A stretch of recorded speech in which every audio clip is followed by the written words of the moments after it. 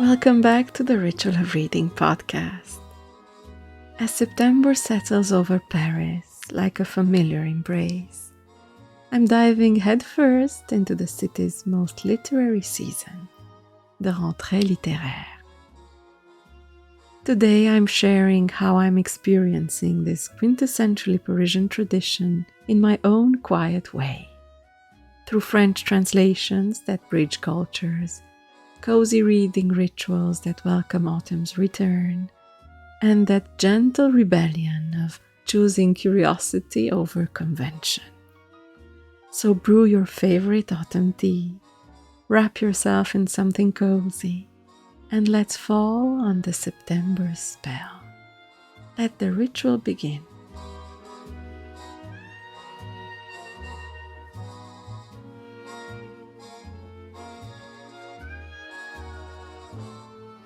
I'm not even going to pretend I'm sad that summer is over, since I'm more than ready for the cozy season to begin. Days are getting noticeably shorter. My pajamas are growing longer sleeves by the day, and the kettle is definitely back in business. I'm still carrying with me an aftertaste of the summer sluggishness. But as the temperatures start to drop, my mind gets clearer and focused as if by a miracle. Setting an intention to enjoy the hot season has definitely helped, and I can honestly say this has been one of my most comfortable summers yet. But I cannot deny my natural rhythm. Deep down, I don't think I belong in the South. I'm up there by the polar circle, with my cozy knitted shawls and fluffy socks, marveling at the northern lights. So as my summer brain fog starts to drift away, I'm setting the mood for a relaxing and inspiring autumn season. After years of wandering through distant cultures, some virtual, others blissfully real, this autumn finds me falling back under Paris's spell. It seems almost contradictory when the entire world adores the city of lights, yet even the most enchanting places can fade into routine, their magic obscured by the mundane rhythm of daily life. So here is my gentle rebellion. 3 months of deliberate Parisian escapism, watching leaves transform along the banks, turning pages of both timeless classics and fresh contemporary voices, while cradling warm cups in the city's intimate cafes.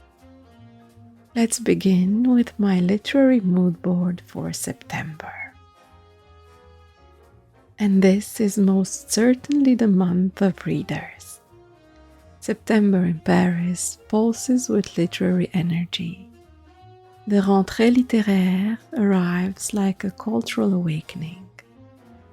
Bookshops overflow with new releases.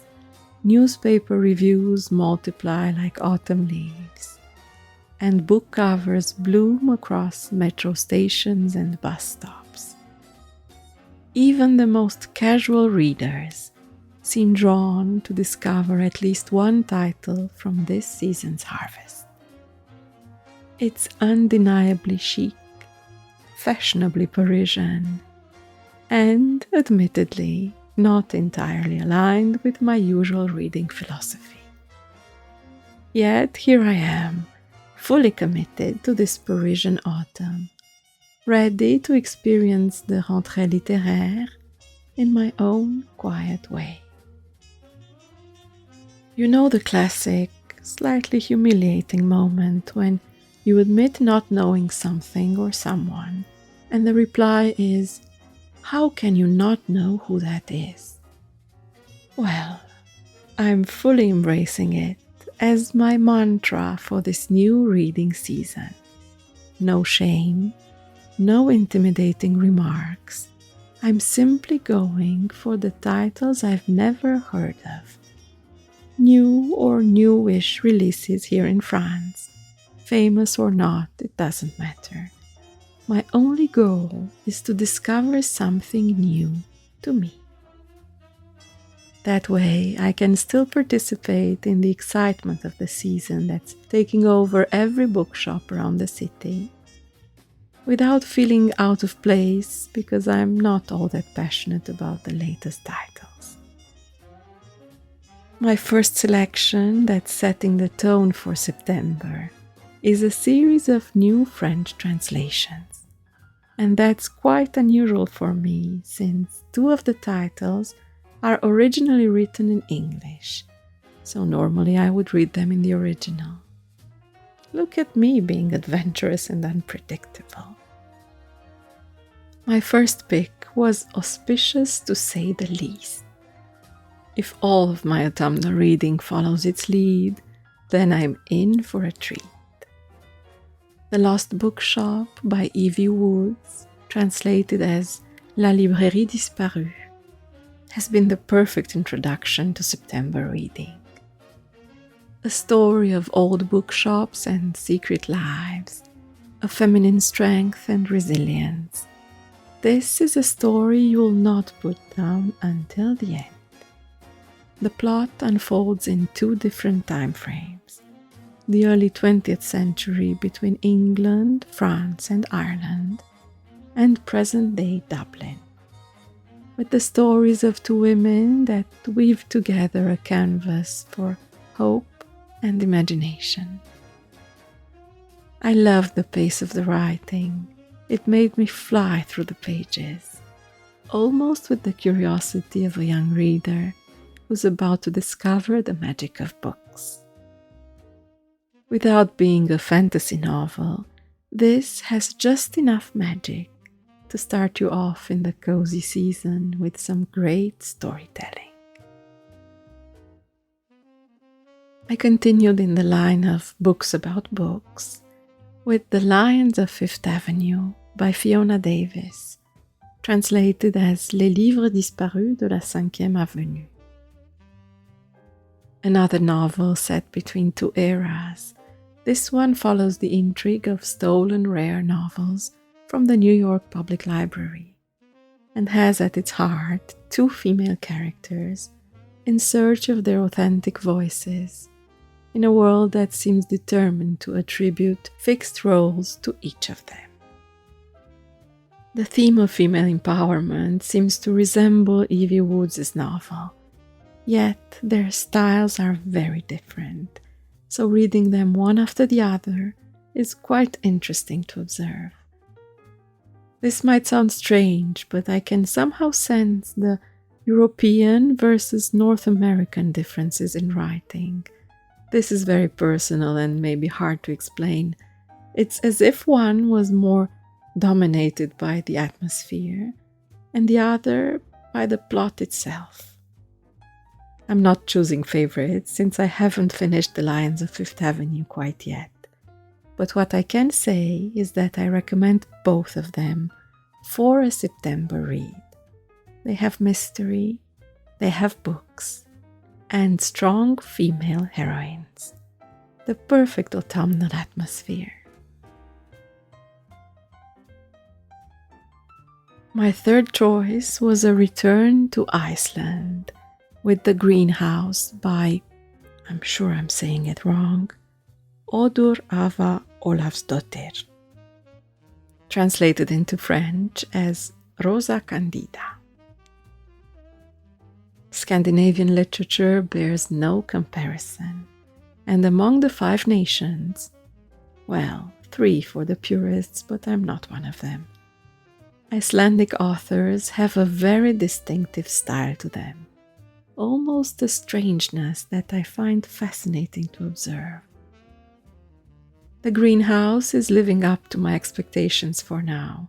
I'm a little over halfway through, and I feel like each time I open the book, the earth slows down its spinning just a little.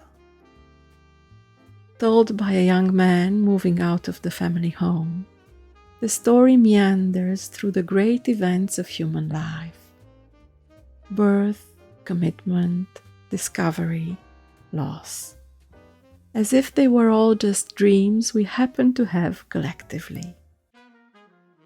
There is a detachment in the writing, even if it's written in the first person, that I recognize from my previous incursions into Icelandic literature. I almost feel like nothing actually happens in the novel, yet the author manages to cover almost the whole spectrum of the human experience. But she does it so effortlessly and almost so neutrally that I felt unprepared at times to seize all its subtleties. I feel this isn't a book for everyone. You need a certain mood and open-mindedness to appreciate it. So maybe keep that in mind. Readers will recognize the unique delight that September brings along with its chilly early evenings. The pleasure of curling up on the sofa with your book and a nice cup of tea. After almost 2 months of my cold brew green tea, I am thrilled to be returning to one of my dearest rituals. And even though my cupboards are screaming with tea boxes everywhere, I couldn't help a little shopping adventure in the land of Danish delights, Søstrene. Ever since the brand opened in France a few years ago, this has become my happy place, even if it's just for browsing. Interior design objects, useful Scandinavian utensils, or beautiful paper napkins. Forest breeze, a black tea with juniper berries, blackberry and red currant leaves, is a bridge between the brightness of summer and the depth of autumn. It reminds me of tiny wild blueberries found in the forests back in Romania, the ones that color your tongue a dark purple and stain your fingertips with a delicious bluish juice. It's the perfect companion for this gentle transition from sun-drenched afternoons to candlelit evenings. And since we're speaking of cozy evenings, for me, September signs the return of needlework in my life. Some of my favorite moments are spent knitting or crocheting while listening to an audiobook. Somehow the monotony of the manual task liberates my mind completely, and I'm able to be fully present with what I'm listening. It's the perfect combination. I'll tell you more about the audiobook I'm currently listening to in a later article. As for the knitting, after hours of browsing on Pinterest for inspiration, I've decided to make a long vest, almost a dress actually, to layer over pants in the white shirt. I love this yarn, a combination of merino wool and cashmere. It's a more affordable way of adding quality to my wardrobe. I can't wait to show you the final result. Last but not least, I wanted to mention a little DIY project that fits the start of September like a glove and is almost a compulsory element of my reading evenings. I've had this lovely scented candle for some years now. The amber perfume is absolutely exquisite. It's been a gift I adored receiving. However, the 3-wick principle didn't seem to work very well, since one by one, the 3 flames got drowned by the melted wax. So just the other day, I decided to melt everything and pour it in an old candle container with a fresh new wick. It feels brand new and brings such warming aromas in the air. I am obsessed with it all over again. Reuse, recycle, make the best of what you have. This is the time for it. Once the summer barbecues are over, the late dinners with friends going long into the night, or the Lazy days by the sea, carefully packed in your memories drawer. You have time to come back to basics, making the best out of your precious alone time to get inspired, returning indoors for the cozy comfort of home, breathing deeply in the knowledge that autumn brings quiet and rest, peaceful moments of grace. Until next time, enjoy your newly regained space of books and ritual.